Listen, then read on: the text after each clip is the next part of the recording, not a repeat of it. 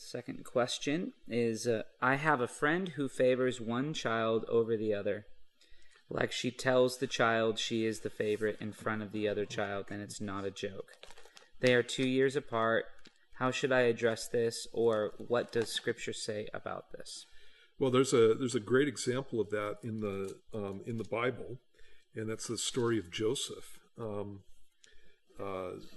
When you read about the story of Joseph, this is out of Genesis chapter 37.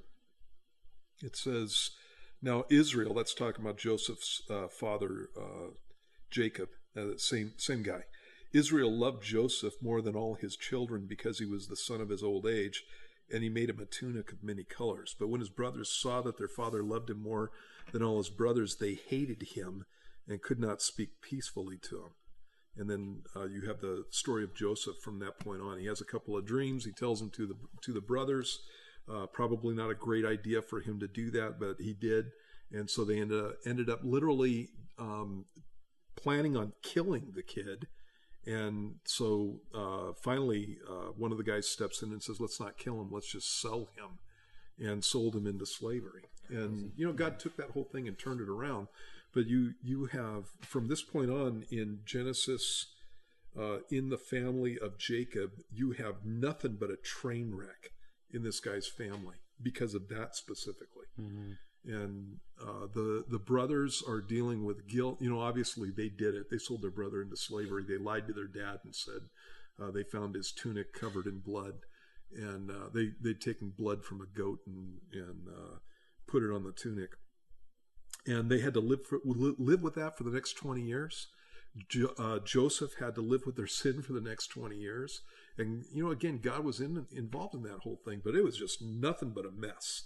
Yeah. And that is, if this person's a believer, the Bible talks about the fact that we are not to be respecters of persons, that God's no respecter of persons, mm-hmm. and we're not to be either. And that's just lining people up for failure. And so the kid who's not as loved is going to end up hating the other kid. You're not doing your kid that, if I was talking to the mom, I'd go, you may prefer one kid above another, but you're not doing that kid any favors, because mm-hmm. you are going to have conflicts in your household that are just crazy, that come from that. And so if they're believers, then that's not something that belongs. If they're non-believers, which I kind of think, I can't see a believer going there.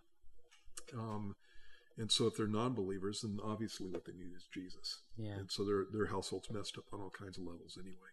Mm. So, yeah. And practically speaking, having a lot of kids, they already have jealousy problems as it is. Mm-hmm. The last thing you want to do is add to it. Right, yeah. I mean, you got 7 kids now? I have 7. Yeah. And so, you always have the younger kid is jealous of the older kid because they're getting more privileges. And mm-hmm. and then you have to, when you're doing things with your kids as far as talents go and ability to withstand temptation and all those things, you're making decisions based on those things, and it doesn't look like it's fair.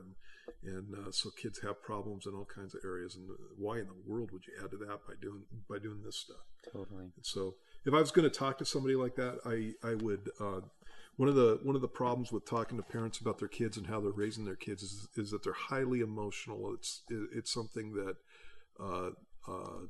really defines, especially a mom. When I talk to a mom about their kids, I tread lightly. Mm-hmm. I tell them the truth, but I tread lightly on that whole thing because it's hard for people to hear it. Because if you come up to a lady and talk to her about her parenting techniques, you are talking all about her. And ladies are highly defensive about that. And so I would be praying for an opportunity to talk to her, and maybe praying for God to bring it up. That's pretty much what I do in counseling situations anyway. Yeah. And then do my best to try to reach the person, but that's not a good thing.